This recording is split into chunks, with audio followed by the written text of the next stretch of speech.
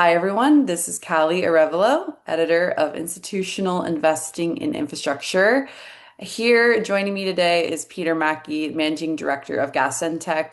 We're going to kind of dive into the growing case for flexible LNG infrastructure in the current market. So first off, just Peter, thank you so much for joining me today. Delighted to be with you, Kelly. Thank you so much for having me. Yeah, absolute pleasure. As I understand it, given current geopolitical pressures on energy, the need for sort of flexible LNG infrastructure is becoming more significant. Just given your experience in the space, can you just talk a little bit about which markets are seeing the most demand for flexible LNG and why? Yeah, listen, it's a great question. And I think we're seeing flexibility appear in a couple of different ways, right? So if you kind of go back to 2021, 2022, particularly when Europe was trying to move away from Russian gas, flexibility in that context was how can we quickly build alternative sources of gas supply into Europe, right?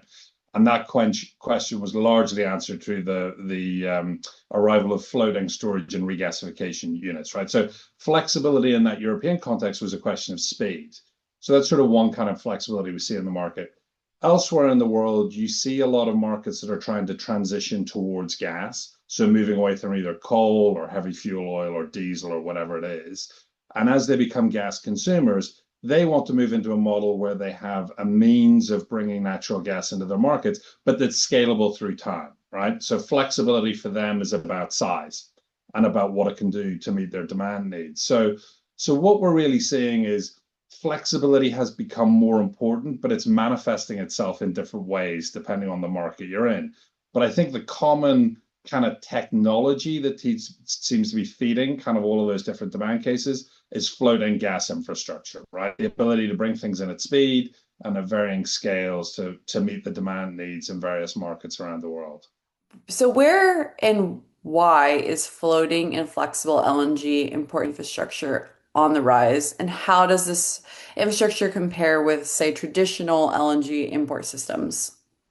Yeah, I mean, that's sort of the critical question, right? If you look historically at how the LNG industry has grown, certainly on the demand side, on the downstream side of things, typically gas has been brought into markets, as LNG through large onshore LNG import terminals. And those are enormous facilities, typically well suited to markets that have large gas networks, have large points of gas demand, and really can kind of absorb the size and cost of those kinds of pieces of infrastructure. They take a long time to build and they are very expensive. And they're really one of those pieces of energy infrastructure that benefits from economies of scale, right? So the bigger, the better, and kind of the bigger the gas market, the better that works. I think as we've seen, of late, as I sort of previously alluded to in terms of speed, when you've got energy security of supply issues, you've got to kind of go down a different path. So you've got to look for alternative solutions to meet that demand sort of at pace.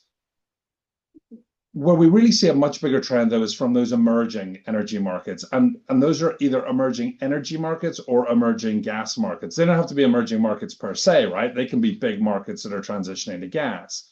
But I think where you want to bring gas into an energy mix and you don't have big pipeline networks or you don't have existing kind of major sources of gas demand like large thermal power plants, you've got to say, well, okay, how do I scale this through time?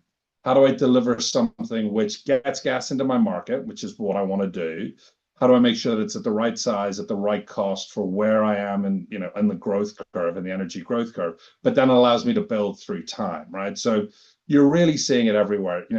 Obviously, we still see a lot of demand in Latin America, in Africa, the Middle East, and in Asia, which, I've kind of named a large part of the world right there, right?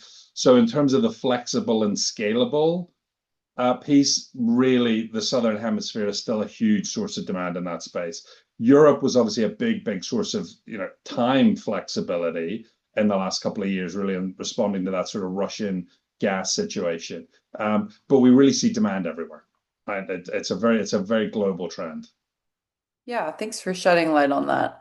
And the International Energy Agency has sort of come out and said it expects to see a large amount of LNG reach the markets in the next 5 years. With that in mind, what is LNG's role in a sort of renewable forward energy mix that we're beginning to see more and more of today?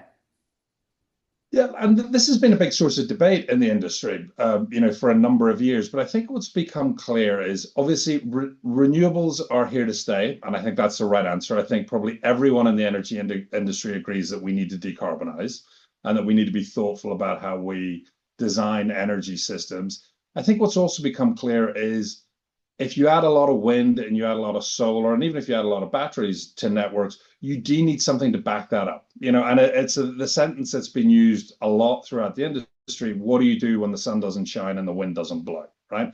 And and that's just one of the realities of energy systems. They're 24/7. The energy needs to be there when the consumer wants to use it, right? Not just when it's available. So you need to have things in the background that can pair with renewable energy systems to provide firm and reliable supply to the market, right? And gas is proving to be the good partner for that. And equally, LNG is proving to be a very good partner to that because it's flexible, right? You're not having to build big pipelines. You can build a floating import terminal that you scale, and then you can put LNG through it or not, as the case may be, as you need it, depending on the season or depending on the thermal conditions, whether it be hot or cold or whatever it is. So, renewables, enormously important part of the global energy system, no doubt about that. But it needs a reliable partner to pair with. And, clearly natural gas is lower carbon than, coal or heavy fuel oil or diesel, and it's flexible. So we feel it's a very, very good partner as we see more and more renewables coming onto grids around the world. Yeah, thank you so much for that. And it seems like AI is at the top of sort of every conversation today. And questions about power kind of go hand in hand with that. So, just from your view, how is AI demand driving the need for more flexible energy infrastructure? And how do you see LNG fitting into that mix? I mean, AI, like, wow, in terms of its growth, it's just absolutely stunning, right? In terms of the speed and the scale of demand that's coming into the market. So, there's a few things I would say. You see, obviously, a lot of AI or data center growth is happening in the continent of the United States. There's obviously a lot happening in China, and that makes sense. Places that have big gas grids and things can connect quickly and power can be built and data centers can emerge, right? I think as you start to see data sovereignty concerns increase or a desire for, AI compute, both inference and training to be happening closer to demand, there's clearly a national conversation happening about AI now, right? So I think people want to have a sense that compute is happening closer to them or within their own borders or within their own networks, right? So I think there's that nationalization piece that's happening. The scale of demand is enormous, right? So it is transformational for the global energy system. There's absolutely no doubt about that. The nationalization piece then says, well, okay, how do I respond to something at pace and at scale, right? And that's where you get back into flexible and modular LNG infrastructure to say, well, okay, I can deliver something quickly. As my AI, as my national AI or data center load builds, I want infrastructure that I can scale readily to meet that demand. So we're in a world where people are having to be much, much more thoughtful about how they build energy systems, both at speed, at scale, and which are scalable to meet this kind of wave of AI demand that's coming. And I think that's where really, people are looking to technology providers on the import side of things and, asset owners on the LNG import terminal side of things to say, well, okay, what are the innovations you've got in terminal design or scalability or modularity or whatever it might be to make sure that we can keep pace and lockstep with that demand around data center and AI that we're seeing everywhere. Yeah, thanks very much, Peter. I just wanted to sort of round out a little bit. What should investors sort of take away or know, I think, about LNG infrastructure, flexible LNG? If there's like this sort of message that you think is important to know today, I just want to give the opportunity to kind of round that out. That's a great question. I think it's a segment of the industry that most people know very little about, right? We tend to go somewhat under the radar. We just get on with building gas networks around the world.